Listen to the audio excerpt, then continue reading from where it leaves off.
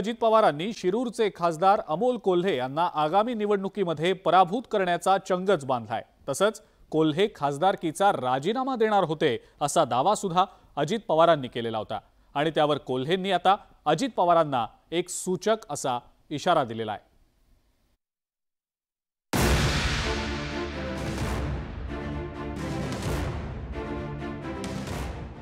अजित पवार आणि अमोल कोल्हेंमध्ये शाब्दिक युद्ध रंगलंय।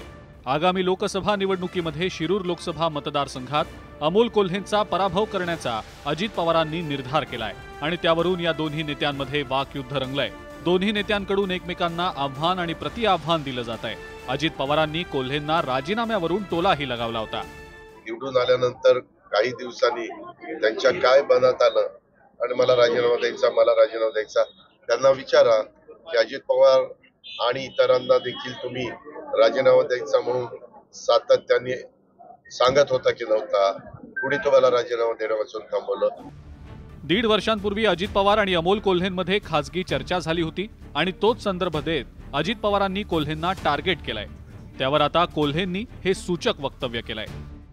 हे बघा, ते असं म्हणतात ना, बात निकली है तो दूर तक जाएगी, आणि त्यामुळे ती बात निकली है तो दूर तक जाएगी। तर ती मला अजूनही मी या संदर्भामध्ये त्यांच्या ज्येष्ठतेचा, त्यांच्या नेतृत्वाचा, या सगळ्याचा मी 100% कायमच आदर करत आलेलो। खरं तर महाविकास आघाडी सरकारच्या काळामध्ये कोल्हे भाजपच्या वाटेवर असल्याची चर्चा रंगली होती, मात्र कोल्हेंनी त्याचं खंडनही केलं होतं। आता कोल्हेंच्या इशाऱ्यावर अजित पवारांनी खास आपल्या शैलीत ही प्रतिक्रिया दिली आहे। त्यांची प्रतिक्रिया त्यांना लखलाप।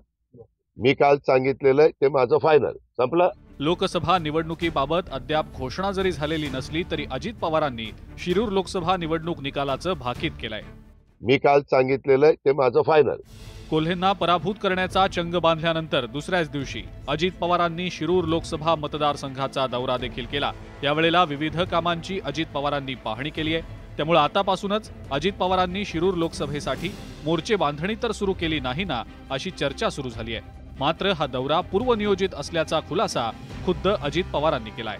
तर इकडे अमोल कोल्हेंनी पुण्यामध्ये शरद पवारांची भेट घेतली। या राजकीय हालचालींच्या पार्श्वभूमीवर आगामी लोकसभा निवडणुकीत शिरूर मतदारसंघात जोरदार राजकीय संघर्ष होणार असून आतापासूनच त्याचे पडसाद उमटू लागलेत।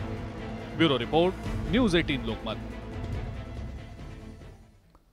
अयोध्येतल्या राम मंदिर लोकार्पणाच्या निमंत्रणावरनं आता वाद पेटलेला आहे। उद्धव ठाकरेंना अद्याप